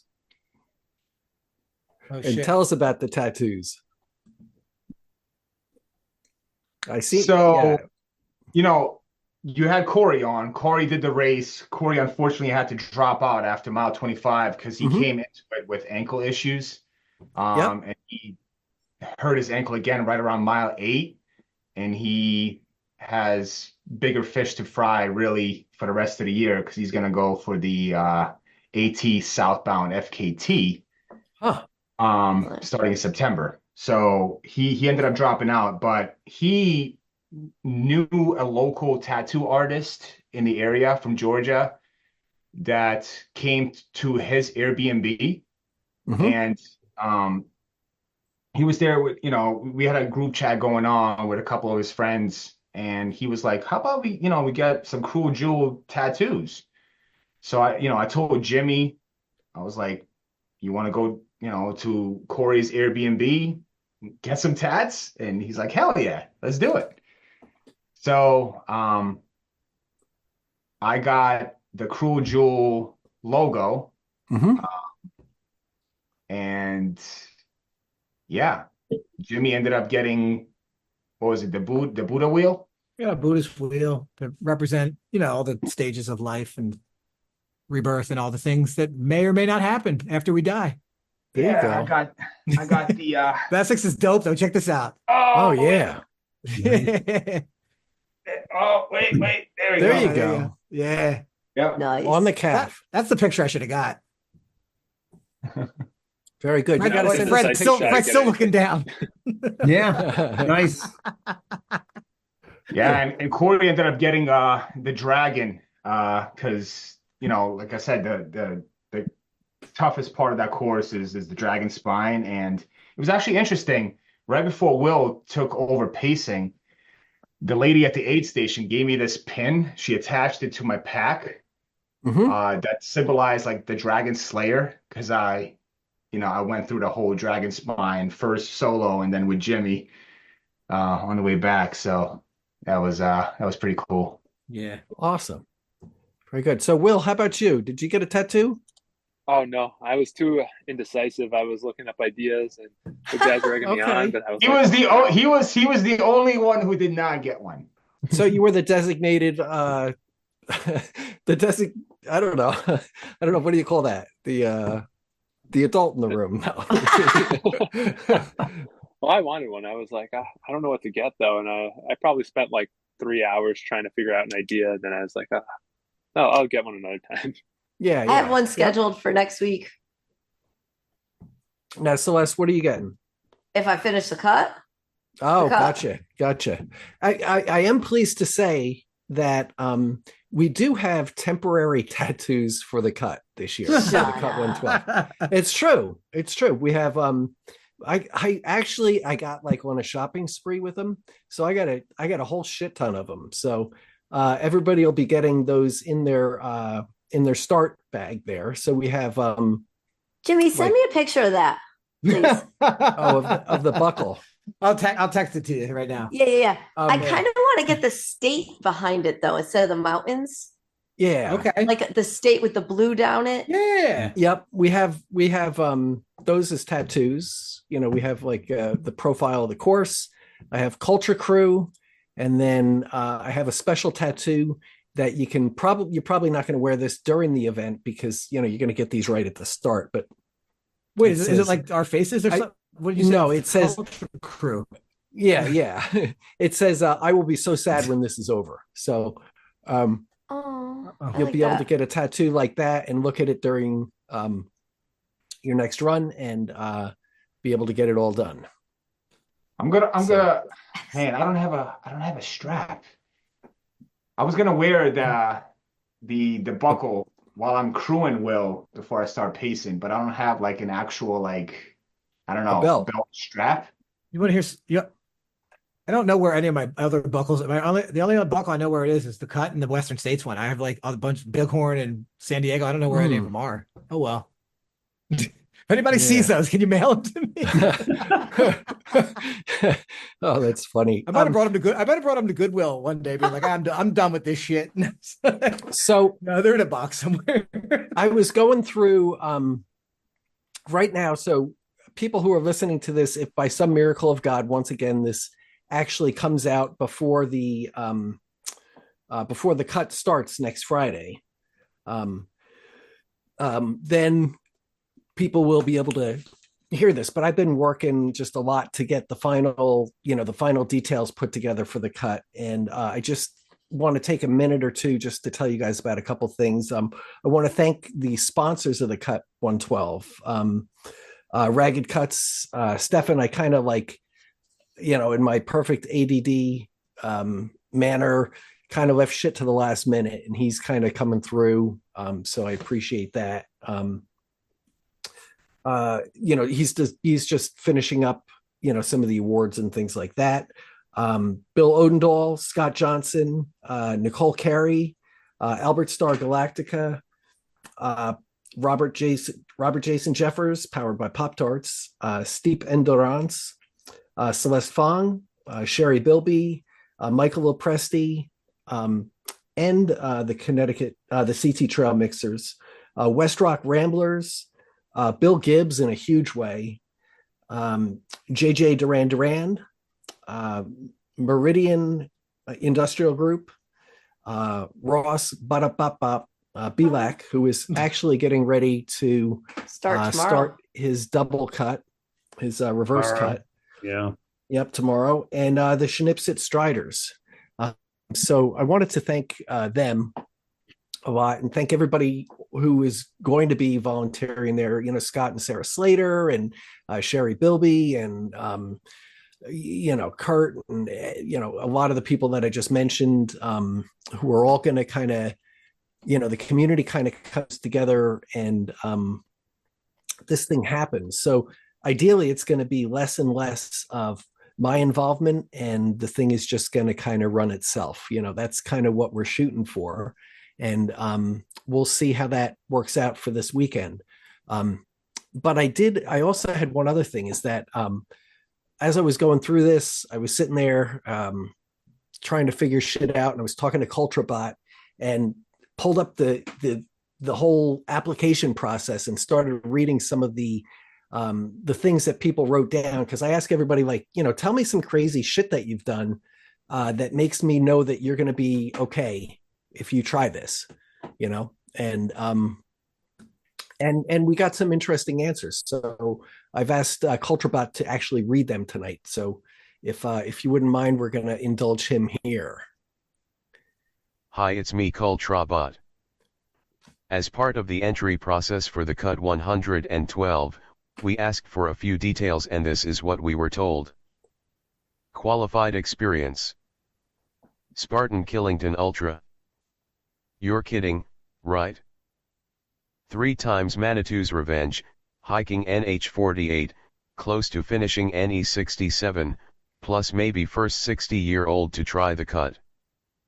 Grindstone, Breaking Blue, Breakneck and Blue to Blue back-to-back, Manitou's Revenge. 10 plus ultra marathons in under 2 years. Cohoes Trail 200 miles in 9 days. Monadnock Sunapee Greenway. Have run the mud before, twice have won the Hamster Wheel 30-hour ultra. Cut 50-20-23, Cut 112-2022, DNF. I never do crazy shit. Ran Vermont 52 times, 2022 finished 11 HRS 50-ish minutes, ran 2023 finished 10 HRS 40-ish minutes. Ran Run Ragged 2022 completed 47 miles. Run 25 to 30 miles per week, mainly trail, live 1.5 miles from trailhead to Metacomet. 50K at Spring Fling, Vermont 50K, crewed the one and only Jess Crandall to a course record on the Cut 112, and she is helping me train. Self-supported 100K July 23rd after VT was cancelled, Hamster Wheel November 23rd. On deck, a tower-to-tower with my Cut crew March 24th, a but 50K in April, and a night hike in May. I've already begun checking out sections of the CT net. 2023, Riverlands 100, Burning River 100, Midstate Massive 100. Asterisk beating Art Byram at Bimblers 2023. Mud 100K 2022. I love it when they trash talk me. 7-time Ironman finisher, 3-time Sea to Summit triathlon finisher, crew and pacer for Howie Brennan and Myra Pickeny for Cut 112. Colchester Quad Double Half Marathon with a canoe on my back. Wonder who that was. Lake Warramog 100K, 2023, Bimblers Buff 50K, X3, Tariwile Marathon, Trap Rock 50K, 24. Ghost Train, Frozen Yeti. Cut 112 in 2021 and 2023 finisher. Carryway Ultra finisher in Sep 2023 as well. Not to brag, but I once finished a 24-hour race in 12 hours. That's my favorite answer. I'm crazy blue asterisk K. I live for going in the deep and testing my mental and physical capabilities. This stuff great. fires me up, and the only thing to do when I'm fired up is to get after it. Finished a 24-hour race in Formally, 12 hours. I have done the Nipmuc Trail Marathon a couple of times. Informally, I have done a few 30-milers in various parks throughout CT. This will be the biggest run I've done. I've been hiking on the MMM for almost 10 years now and have always wanted to do it in one go, and this race provides me. I've rode a half marathon on Thanksgiving multiple years in a row. Is that like a trained canoe? for Rock the Ridge 50-miler but had to skip due to my wife having COVID. Recently completed 70.3 main and a 24-hour backyard ultra with a friend in back-to-back weekends. Art, Cuts 112 team, I am an ultra runner. Admittedly, it's been a stretch of time since I've finished a trail race that's as technically challenging as the Cuts 112. I have completely several like it, including the MMT 100 twice. I did complete a 100-miler, Whispering Grace 100, a couple months ago. I've finished the QT 104 twice. This Beast Coast thing seems like a bunch of hype. I did a thing last year. Through Hiker, at PCT, LT, VT Snowmaker. Wannabe Ultra Runner. Cut 112 2023-8th place. I have paced Matt Gerber 100K in 2022. I have run 50K and fall fling and broke both records. I have run a marathon in 2:28. Midstate 150 miles, Warramog 50, my own race the Bullshit Backyard Ultra a bunch of times, and some 50K MS, notably Patchogue Trail Run. Ever heard of it? I live in Madison and run the net all the time. Would love to do the whole thing at some point.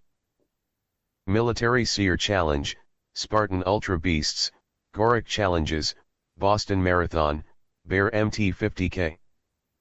Well, I could talk about that time I spent hours running in the dark with some guy named Art with 3 of his friends. Hoppin' Hodges 50K, Nuv said. I've done about 25 ultras. All on trails because I heart trails. The Cut, twice. Got married, had 3 kids, this was when I knew I really lost it. Less stupid things include 50+ ultras ranging from 50K to 240 miles. Thank you. And congratulations to Bessic and Team BJ for their finish at Cruel Jewel. Now back to you. All right.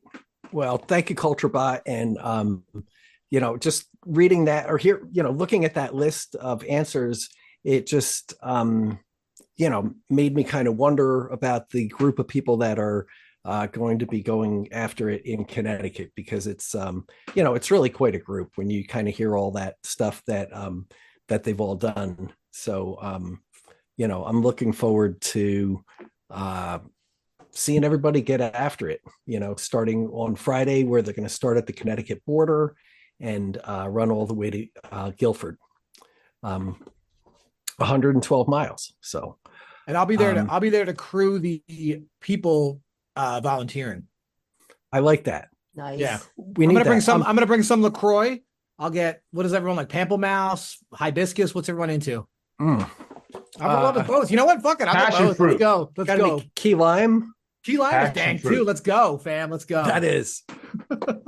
that is good. So I'll be there. That's I'll be there to awesome. support people with words of encouragement and random food items and shit too. So I know Will is Awesome. gonna crush it. I know Celeste is gonna crush it. it's Yeah. gonna be fun.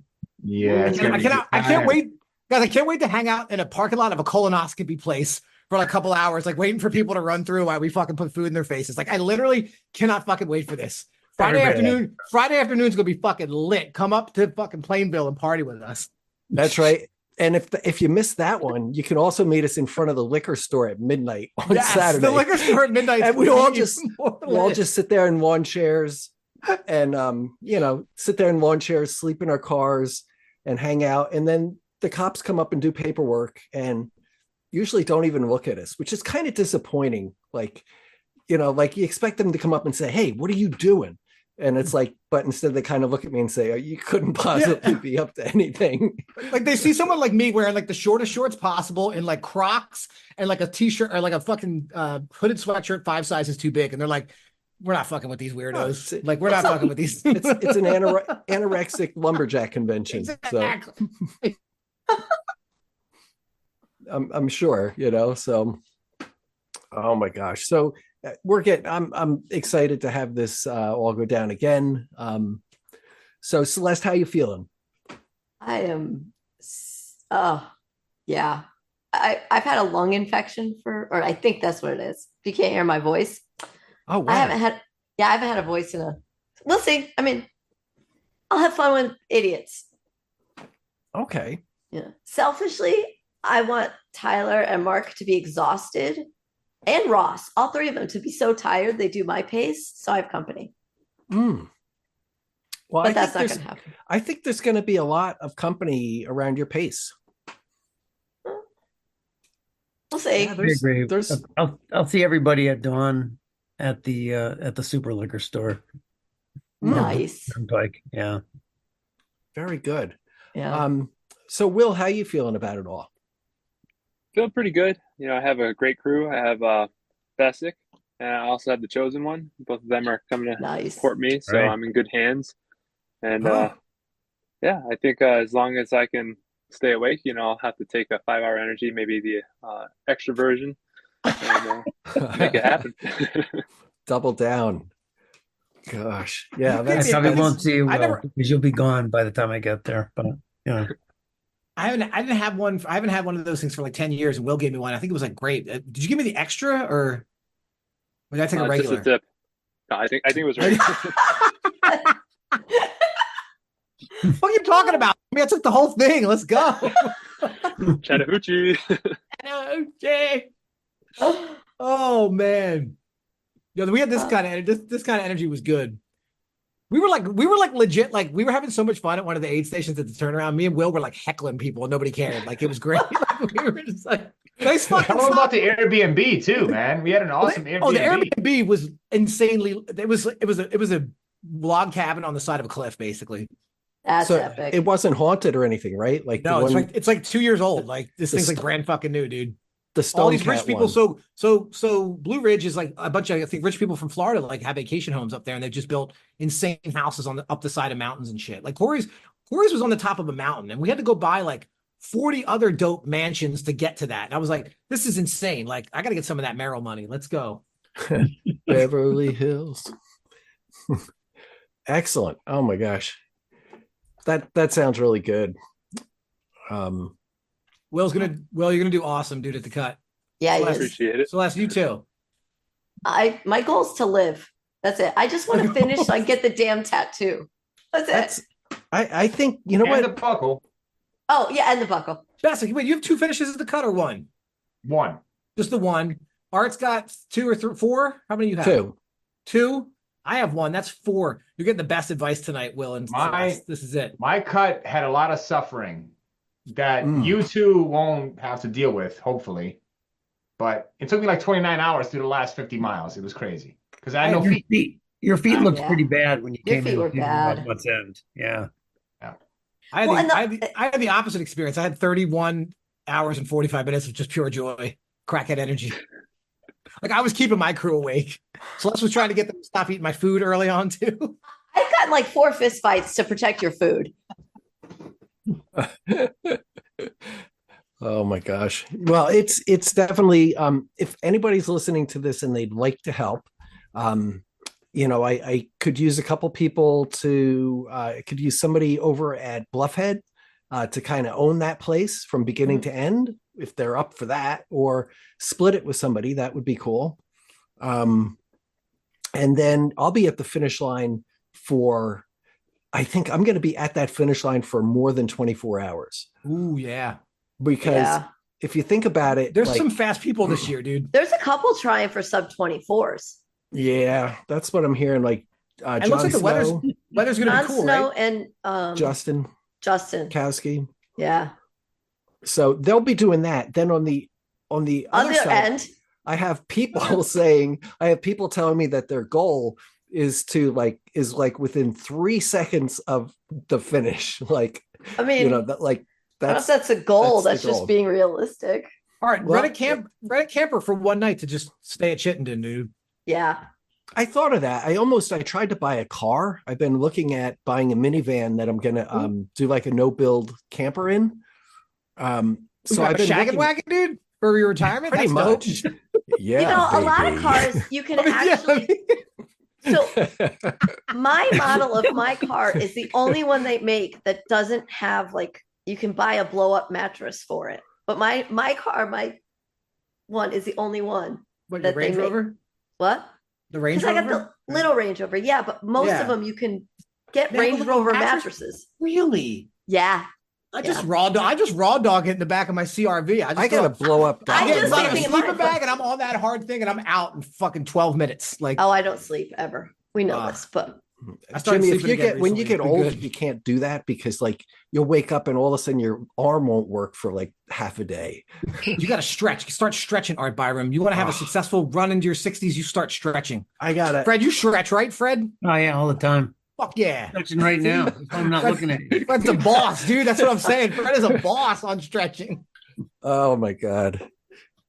Yeah, it's I don't know. Yeah. I need a good mattress though. That's for sure. So, but going into retirement, yeah, I'm gonna definitely get a vehicle to be able to crash places. And wait, you want to crash into something with your vehicle? Yeah. No. It's gotta be pretty safe. It's pretty safe. No, I get collision avoidance and the special cruise control to avoid that shit. So all right, get it before you do. Are you gonna do hamster wheel? Yeah, but I wouldn't sleep at hamster wheel anyway. No, because you wouldn't sleep 30 there hours, dude. Well, yeah, but if I can't stay up for 30 hours, I might as well retire. Oh wait, I'm gonna be the night before, you know what I mean. Then you crash into it when you're done. I don't think they let you do that. Honestly, no? I wish they did. You can't camp there the night before. Oh, that sucks. Last year we got a hotel. The previous 2 years I just drive up in the morning because I don't. I drove up. It's not bad, you know. You could, and I don't sleep, so. I got Jackie to drive. Jackie drove me, so it wasn't bad for me. No, it was quite a treat. It was a wonderful experience. It's a great way to do a race. I love the camaraderie of before the race. Just I don't know, traveling to the race. That's a good part of the experience. I mean, listen, it's great to be at the race too. Okay, that's if you get there early. But I was gonna say because Will and Chris drove down, we got to have his car or whatever, even though I had a rental, but we got to go to Waffle House. That's a rite of passage in the South. You got to hit that shit up on the first time actually having Waffle House. And I had Bojangles during the race that I had Will get me, also first time. That was amazing. Local people were extremely jealous of Bessic eating Bojangles in a chair. It was baller. So I got to show you guys something. And usually I like to, oops, what am I doing here? Usually I like to, let's see, come here. Share things. I mean, usually I want to talk about things only after I have them all worked out and everything. But this is a run I want to do. I want to show you guys. I've been working on a little project here. Let's see. You guys can see my screen okay? Yep. Okay. Now. All right. Let me get this here. Okay. So what I'm thinking about doing, so if you look at this here, this is the state of Connecticut. And oh, Jimmy's not here. What the fuck, Jimmy? Jimmy Mack. My bad. I was going to get a drink. All right. I'm here, dude. I'm not going anywhere. I got your back, homie. This is what I got here. So this is a run that I want to do, or at least like a bike run or something. So I call this each one of these numbers here. This is the state of Connecticut here, heat map. And each one of these numbers represents a crossing of the Connecticut River. Okay, starting up in Enfield, then it's like Windsor Locks. Then there's like there's a whole bunch of them here. There's they start out, then there's like one in like East Hartford. There's a little railroad bridge. Then there's like 3 in Glastonbury and Hartford. And then a ferry stop. There's one. So there's basically 13 bridges and or ferry stops on ways to cross the river. So I want to make that a journey run where you start at the north and you run to the south, and either do it like a run bike or something like that, or just like a run or just a bike, or a bike and a run. So that's it. That's pretty cool. How long is it? It looks like it's about 70 to 80 miles. I think 78 miles, something like that. Ooh. Because you can see it starts. This is the heat map. It's starting up in Enfield, and then Windsor Locks and all those trails there. And there's some good. Most of the rivers have like either a road or something that you can run nearby. Nearby to them. So, I was thinking of maybe just starting out and doing a. I think, what do they call that? Like a rope and ride. Do you know what that is? Ride and tie? Ride and tie. Yeah. So that's where like one person runs and the other one rides a horse. Something like that. Yeah. Or I think you have to ride the horse. No. Well, I think you get to do both. Like you trade off, right? I'm gonna look it up. You ride the horse down the road and then you get off, you tie the horse off and then you run ahead of it, and then the next runner catches up to the horse and then they take the horse and pass you. I want to do that but without the horse. With a bike. You were right. It's running. Yeah, one team member starts out running, the other starts on the horse and rides down the trail as far as they think their partner can run. Yeah. So at that strategic point, the rider stops, dismounts, ties the horse to a tree, and continues down the trail on foot. I'd probably want to do it more like Jackass style, like where the person on the bike is just taking it easy with the person who's running. Or I think the person at one point should have to ghost ride their bike into the river. Okay.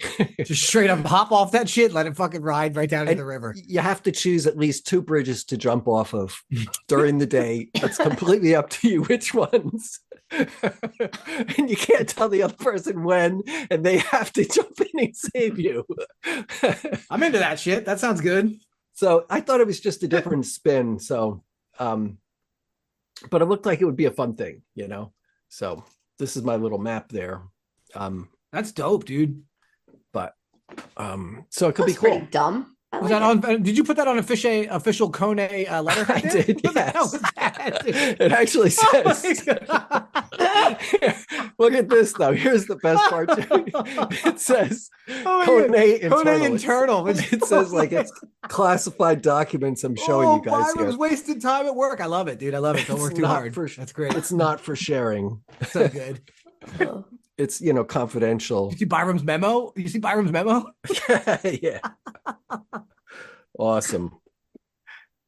So that's that. So I want to do that in addition to the cut. That'll be the new cut. So Fred, you up for that? The crut. That's the crut, dude. The Connecticut River Ultra Troopers. I love it, Jimmy. That's fucking I crud, needed a name. It's the crud. The crud. If we can make it crud, we can make the D something else, because if it's gonna have biking too, like, is there something you can do? The crub. Or you can make it the grub somehow. I don't know. Maybe not. Yeah. So, guys, once more, congratulations on, on your whole Cruel Jewel there. The whole, to all you guys for making. They want to show the buckle, which is fucking huge. Holy, that's what she said. And they say it's like it's both a weapon and a dinner plate. Oh, so, yeah, I like that. Nice. Also that is awesome. Okay. Well, you guys, any last words here? Anything that you wanted to talk about that I might not have asked about, or? I just wanted to say that, Jimmy had kind of asked me the day after, like, what my favorite race experience was. And I think it was Cruel Jewel in a lot of different ways. Like, not a lot of things went wrong for me. And at the same time, I did think it was the most challenging race that I've done yet. No offense, Art. It is harder than the cut. No, that's fine. That's how long did it take you? Got 3 times climbing in the cut. Yeah. No, I never said the cut was the hardest race out there. So no, but I mean the cut is hard. But yeah, I feel like I can find footage of you saying that though, Art. Like that it's the hardest race out there. No, it's the hardest race in Connecticut. I've said that it's the hardest race that I've ever done. But wait, do you mean that for the amount of rock and road that you're running on? Like it's hard? Like, is that what you're trying to say? No, I'm saying my experience there was the hardest, the most difficult that I ever had. I'm just messing with you. I know. I'm falling apart. Bessic was incredible. Bessic was his attitude and like everything, his execution. Like it was so cool to witness that. Like when somebody's race just goes right and everything goes right for them, it was really cool to be a part of. My man worked so hard and it was fucking money. So much money. It was awesome to have these 2 dudes with me. And, Jimmy, like I said, he did 30 miles with me and he kind of fell in love with those trails, and he's thinking of going next year, and I'm going to go join him if he does. And I would highly recommend top notch, old school type of a race. Not much glitz and glamour, but very, very well. Obviously the volunteers were fantastic, very well organized, just a top notch, like East Coast race. If you want to do something that can really, really challenge you, I highly recommend Cruel Jewel. So excellent. Very good. Well, Will and Celeste, I will see you guys Friday morning. Yep. And I wish you both the best as we go through that journey. Thank you again, Bessic, for joining us. Always a good time, and thanks to the rest of the crew for being here, and for everybody for listening tonight. If you've made it this far, of course, seek professional help, and we will see you all in a mile. Hour and a half. All right.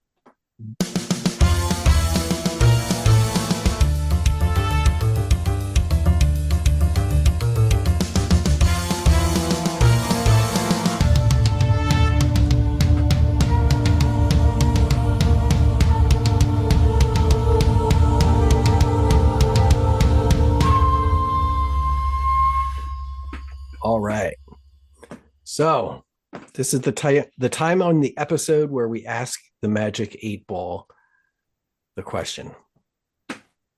And today's question's going to be, will it rain more than 3 times during the cut this year?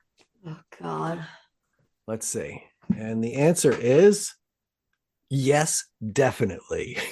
No way. I say no. I'm saying no. Well, like Fred better than dude. It's gonna be like 72 on Friday, dude. It's gonna be like fucking perfect, dude. It's gonna be like it's gonna be a walk in the park. It's gonna be muddy. It's gonna be muddy as fuck. It's gonna be a walk in the park. Yeah, there'll be a lot Devil's of mud. Top Yard. It's gonna be Listen, it's gonna be 72 on Friday. It's gonna be 78 on Saturday. That's not terrible. I might as well drive you to the fucking finish, right? It's pretty much. I mean, Honestly. it's what it felt like for me. I felt like I was walking the whole thing. I was like, this is not that hard. Okay, I'll probably be walking Yeah. a lot of it. So I'm just bummed because I'm gonna get pushed out of the top 10 on the Ultra sign up page because there's gonna be a lot of fast times this year. Allegedly.